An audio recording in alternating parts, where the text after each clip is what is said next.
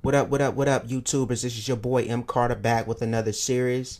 And today I want to talk about another wrestler I think that WWE ruined his career all in 1 year, and he has not been able to recover from that year. So let's talk about how WWE ruined Dolph Ziggler. And I want to start off with the 2014 Survivor Series. This was the Survivor Series where Team Cena went up against Team Authority for the right to remove Triple H and Stephanie McMahon from power.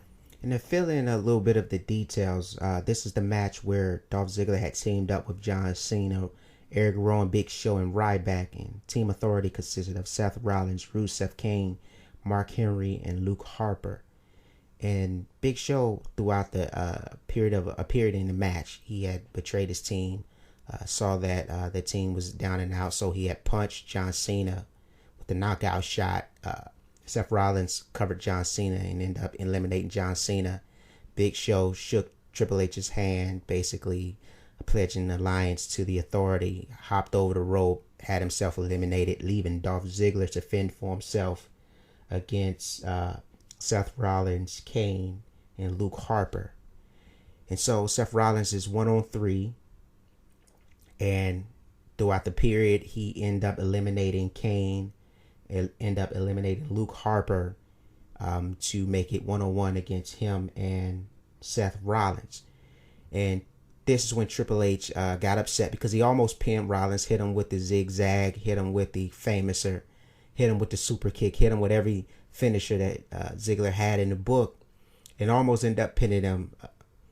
Triple H didn't like it, ended up beating up the referees, going in there, pedigreeing Dolph Ziggler, beating him down, and then pulling Seth Rollins over for the cover. And this is when Sting had came back and made his appearance for the first time in WWE.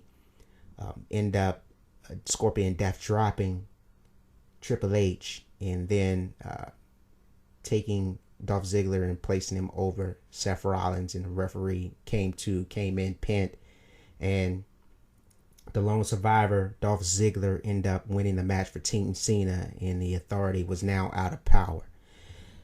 After this match, the crowd was going crazy. They had Dolph Ziggler signs. Dolph Ziggler was on fire. He was at the top of the heap. He was the man. I possibly thought to myself, oh man, this could be the next Shawn Michaels. And not comparing him to Shawn Michaels' resume, but just that next guy who has that type of charisma, that type of flair, that type of wrestling ability. This was the time to push Dolph Ziggler. If any other time, this was the time to push Dolph Ziggler into that next realm of superstar. Now, he was a star, but he was not a superstar. And even though he had held the WWE World Heavyweight title at one point, he was still not a superstar. And I think this was the time to push him into superstardom, a main event character, a consistent main event character, and a guy that can actually make a WWE title run, because he was on fire. He was at the top of the heap with the lone survivor, and this was the time to push him. WWE did make a good decision, I felt, that when they had Dolph Ziggler fight Luke Harper at Tables, Ladders, and Chairs for the Intercontinental Championship in his hometown of Cleveland, Ohio, which Dolph Ziggler won for the 4th time, only to have him lose it a few nights later, the first Raw of 2015, to Bad News Barrett. Basically screwed him over.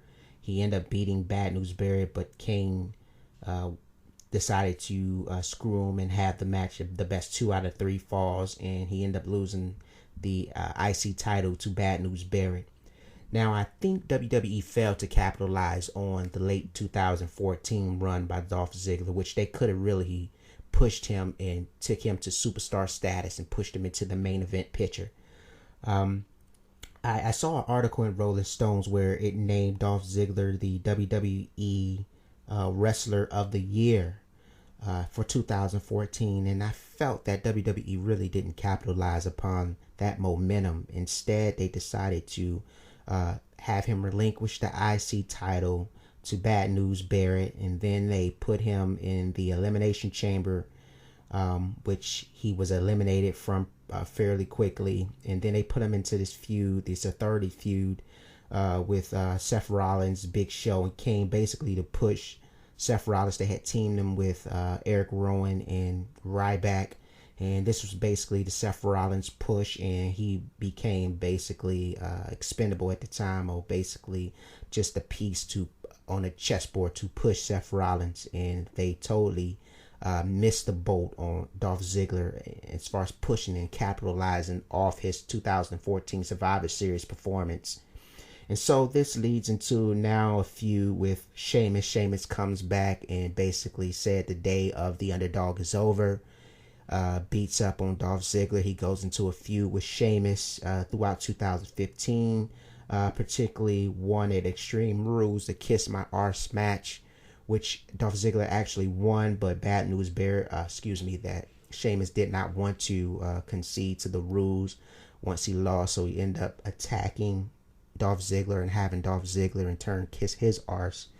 And basically Dolph Ziggler started to go downhill from there. The rest of the feud will consist of Sheamus beating Dolph Ziggler in the rematch. Then they will put him in WrestleMania 31 ladders match with 7 men. This is the one that Daniel Bryan won. He ended up being losing that match. And then he will go on to get into a feud with Tyler Breeze. He would lose 2 of those matches with Tyler Breeze, and basically the destruction of Dolph Ziggler's career was complete. I remember reading an article where it said that, Dolph Ziggler used to get a major pop from the crowd, was one of the crowd favorites, but through periodic losses to people that they were trying to push over, losing to people that he should not have lost to, consistent losing. Basically, WWE fans sit on their hands when they hear him. They don't cheer him. They don't really boo him. It's just that he's a middle-of-the-road wrestler. He's a wrestler that they use to just push people over. And, his career is basically destroyed because WWE would not capitalize on his 2014 Survivor Series success. And so Dolph Ziggler is a ruined wrestler. I don't think he'll ever be able to recover. WWE totally missed the boat on this guy and basically ruined his career, man. If you look at Dolph Ziggler's 2015, they destroyed him in 2015. And then going into 2016, 2017, he was just a wrestler that they used to push guys over coming from NXT. And that was pretty much it.